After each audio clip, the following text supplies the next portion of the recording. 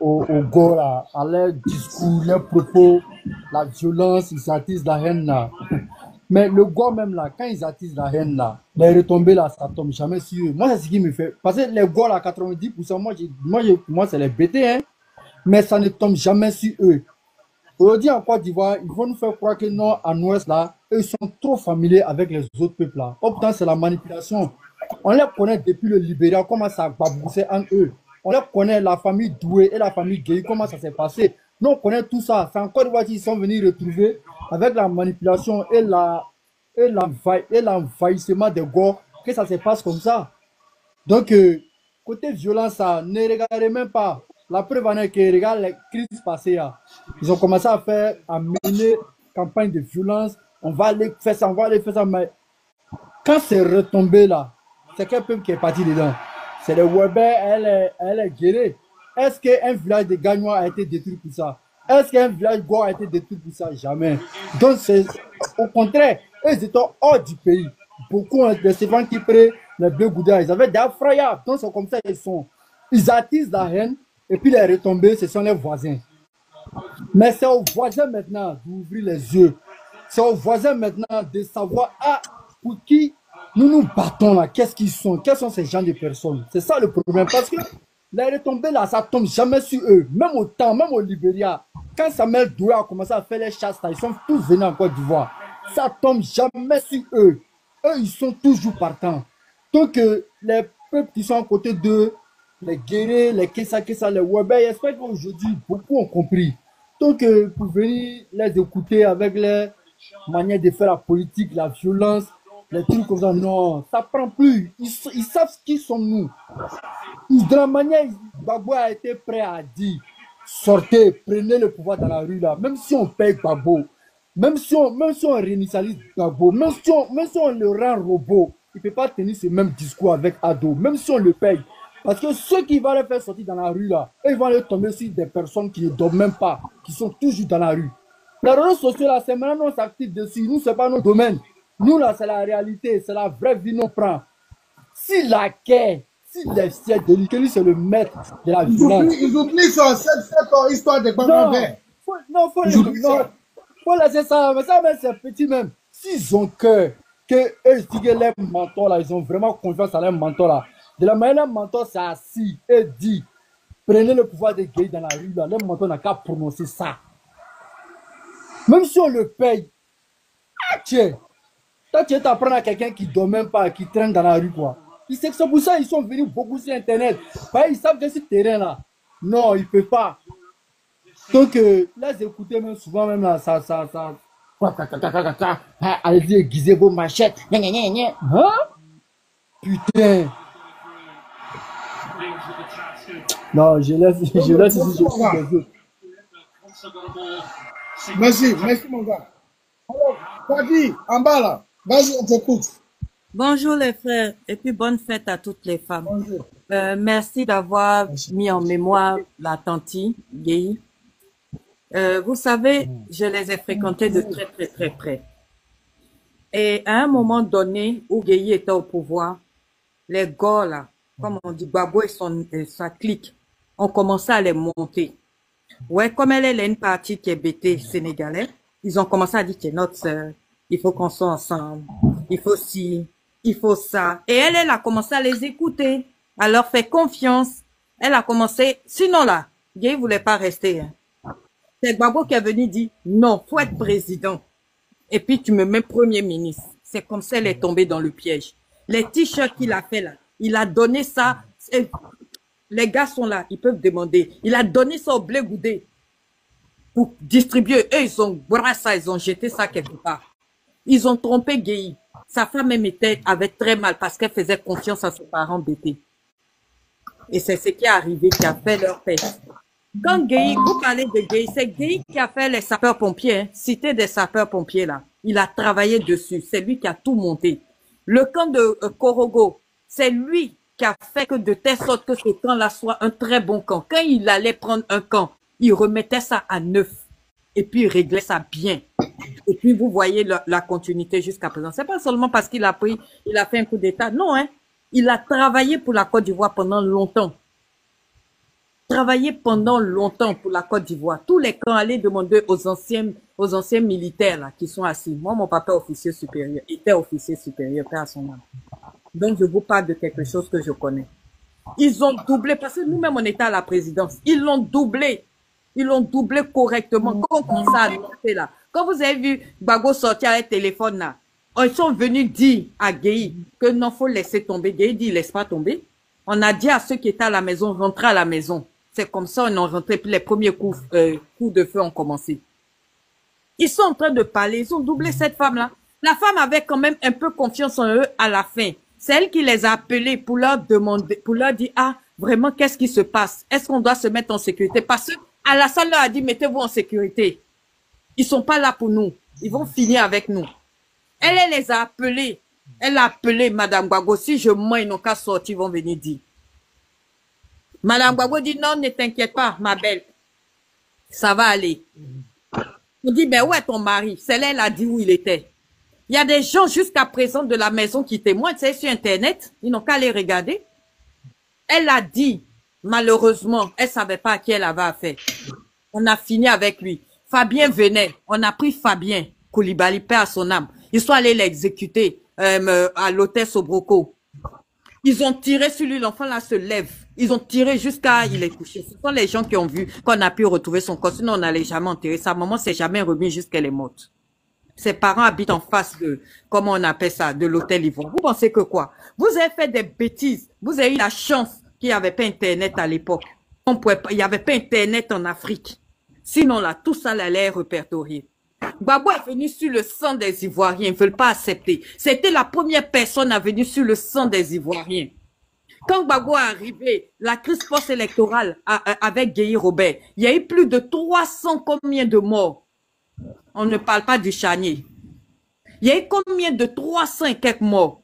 Il y a eu 1000 et quelques blessés, graves comme légers. Il y a eu près de 65 disparus. Jusqu'à présent, on ne sait pas où est leur corps. Gbagbo est venu sur le sang des Ivoiriens. Gueye a pris son hélico, il est parti, il dit il veut pas que les Ivoiriens meurent. Mais quand Gbagbo, ils sont restés, quand les autres sont sortis pour dire refaisons les élections, il a massacré les gens. Gbagbo est venu sur le sang des Ivoiriens. Il a toujours été sur le sang des Ivoiriens. La première personne qui l'a fait tuer s'appelait, comment il s'appelle? L'étudiant là. C'est Bogadoudou. Faut pas oublier Bogadoudou. Mais Bogadoudou, mais ça va? Ça là, c'est honte. Ils ont réglé leur problème. Parce que Bogadoudou les arrangeait plus. Parce que Bogadoudou n'était pas d'accord avec ce qu'il faisait. Ça, c'est entre eux. Chien mange chien là-bas. Donc, ça là, c'est entre eux. Lui, là, ben, je le compte pas. Mais un gars qui est, ministre de la Sécurité, il n'y a aucun gars de corps. Réfléchissez un peu. Même, comment il s'appelle? Ado, quand il est parti, son comme aide de camp, qui a été mis par Gbagbo, a été tué. Le chien est monté sur lui devant la maison de truc. Sa femme était enceinte. Comment on va lui annoncer ça? Un petit sénoufo là. Sa femme est sénoufo. Ça les a oubliés. La grenade. La grenade, lui, il est mort depuis. Il était, non. C'était un truc comme, c'était un dosso. Ils sont montés sur lui, sur le char, parce qu'il allait voir qu'est-ce qui se passe. Mais qu'est-ce qu'il y a? Lui, ils ont fini avec lui. Ils sont montés sur son corps là. Ils sont montés avec le char. Comment on a enterré ça? On sait comment on a enterré.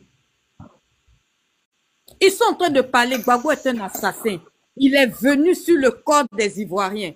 Et pendant son règne, avant qu'il y ait, comment on appelle leur histoire de, comment 2002, qui sont en train de brandir partout. En 2000 et 2002, combien d'Ivoiriens qui ont disparu est-ce qu'ils sont morts? Combien de femmes qui ont été vées? Même Madame Gbagbo a confirmé ça. Il y a encore le reportage. Il est venu parce que V là, ça donne du sang aussi, hein. Il est venu sur le sang des V, sur le sang des Ivoiriens. Et c'est eux qui s'asseyent pour faire comme si eux sont pas violents. Ce qui me fait bas, ce sont mes parents Wobek Guéré qui les ont suivis là. Ils n'ont pas réfléchi longtemps. Parce que les bêtises... Mais ils ont compris, maintenant ils ont compris. Hein. Je ne pense pas qu'ils aient compris. Parce que quelquefois j'entends certains là. Ils n'ont pas compris qu'ils ont été Saraka. Ils n'ont pas compris cette partie-là, moi je pense. Ceux qui sont derrière l'eau là, ceux qui sont en France, ce sont ceux qui ont fui là. Ce sont eux qui pensent que... Ce sont eux qui sont comme ça. Sinon ceux qui sont là-bas, ils ont vu clair dedans. Tout ce que vous voyez sur les trucs en train de propager la haine, ce sont les petits des miliciens, les fécis là. Parce qu'ils ont soif de sang. Ce sont des enfants qui ont soif de sang. C'est eux qui veulent encore revenir pour continuer à faire du mal aux Ivoiriens. On va pas laisser cette fois-ci faire. Même avec leur association qu'ils ont mis là, eux-mêmes les vont s'écouler très bientôt. Dans 1 an là, vous allez plus entendre parler de l'AES. Parce qu'il y a un qui va trahir un. Parce qu'il y a un qui va avoir plus faim que l'autre. Il y a un qui va en avoir marre de l'autre qui lui donne des ordres. Regardez simplement. C'est tout simplement ça. Gbagbo est venu au pouvoir en Côte d'Ivoire par le sang. C'était le premier président à le faire. Et quand il devait partir, il a fait couler encore plus de sang. Et puis il est parti. La preuve, pendant 10 ans qu'elle n'était pas là, la Côte d'Ivoire était en paix. Les Ivoiriens essayaient de se réconcilier. Plus ou moins, on essaie. Mais dès qu'il est sorti, la haine a recommencé, ça s'est vu. Dès qu'il est rentré à Abidjan, ça a été pire. C'est là la haine s'est propagée encore plus sur les réseaux sociaux. Quand les gens disent de ne pas regarder les réseaux sociaux, c'est le pire. Il faut regarder. Il faut bloquer tout ça parce que je vais vous dire quelque chose. 1000 collines de Rwanda, c'est par la radio ça a commencé. La radio n'existe plus. Ça a été remplacé par les réseaux sociaux. Il y a des enfants pour un oui, pour un non, on est en train de les monter bêtement. Regardez les femmes qui ont marché à Yopougon. Ça là, c'est montage. On a monté leur tête jusqu'à, on leur a donné. On leur a donné. Et ça là, c'est leur travail. Parce que nous là, on a vécu Gbagbo de 89. Comme il a monté les gens, moi je dis toujours Dieu merci, je suis pas sorti. Dieu merci, je suis pas sorti. C'est comme Danga là, il faut boigner à l'aide. Sinon, Danga d'Oufoué la lettre sur moi. Nous, on était au collège. Qu'est-ce qu'il n'a pas fait? On est aux amphis. Les professeurs Gola, ils passent leur temps à raconter des choses contre le gouvernement au lieu de faire cours. Monter les enfants comme ça. Monter. Les professeurs là, monter les enfants. Il est arrivé, il a mis pied en Côte d'Ivoire. C'était le grand désordre de la Côte d'Ivoire. On vivait tranquillement en harmonie. C'est sûr qu'on ne peut pas s'entendre parler. D'accord? D'accord, bébé? J'attends qu'elle finisse. Ah, ok.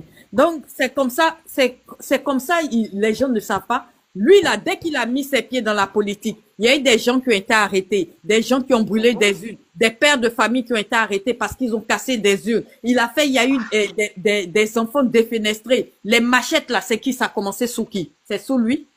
C'est sur Gbagbo. Oui.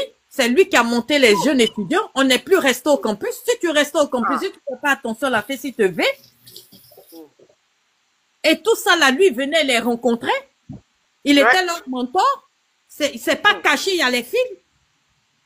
Les enfants, là, faisaient du n'importe quoi. Tu veux ta chambre, ils te défenestrent. C'est lui qui envoyait toute cette violence en Côte d'Ivoire et ces gars s'asseyent pour faire comme si c'est un saint. Sinon, en Côte d'Ivoire, là, il n'y avait pas ça. Et puis qu'ils sont en train de parler de « ouais, les gens du Nord sont les rebelles ». On n'était pas les rebelles, on était des politiciens. On a aidé au foyer être président en Côte d'Ivoire parce que son peuple le rejetait. Nous, on a accepté parce qu'ils avaient peur des Blofouets. Nous, on a accepté. On a mis Saraka, même un de nos parents. On n'a pas soutenu notre frère au profit d'Oufoué Boigny. Ouais. Mais la première rébellion vient d'où? Ça vient du peuple BT. Mais c'est ça. Ça vient du peuple et c'était une rébellion avec des armes. Ça n'a pas été une rébellion et ils voulaient diviser la Côte d'Ivoire en deux comme ce qu'ils ont. Ils n'ont pas encore fini leur mission. Hein. Leur mission, c'était de séparer la Côte d'Ivoire en deux. Ils voulaient faire la sécession. Ils voulaient faire la sécession. Ils voulaient séparer la Côte d'Ivoire. C'est ce qu'ils ont réussi sous Gbagbo. Et ils viennent dire, ouais, vous les gens du Nord, vous êtes des rebelles. C'est vous qui avez été des rebelles. Sous Bédier, qu'est-ce que vous avez fait? Gbagbo a commencé à dire, les Baolés prennent vos champs. Vous n'avez pas massacré des Baolés dans vos champs là-bas? Beaucoup même. Juste, on les voyait à la gare, tout épeuré comme ça. Ça fait trop mal à Bédier. Ils oublient tout ce qu'ils ont fait. Hein. On va écrire livre et puis on va faire un documentaire sur Mais c'est ça. Parce qu'on ne peut pas citer pour les nous-mêmes, on est trop négligents, les Africains. Le gars, ils ont massacré les Baolés sous Gbagbo, sous Bédier. Juste en Bédier était fâché. Vous avez oublié tout ça? Qui a commencé à chasser les Baolés dans les champs de l'Ouest chez vous, les Bédiers? Très vite même. Quand même, ils oublient leur passé. Hein? Et puis, comme ils ont l'habitude d'être des menteurs, ils mentent à des générations et des générations. Et ces générations qui sont là, quand on leur dit la vérité, ils prennent même pas leur cerveau, qui disent que eux, ils sont plus intellectuels que nous, lettrés, pour aller faire des recherches pour dire, ah, ce qu'il a dit, je vais aller vérifier si c'est vrai.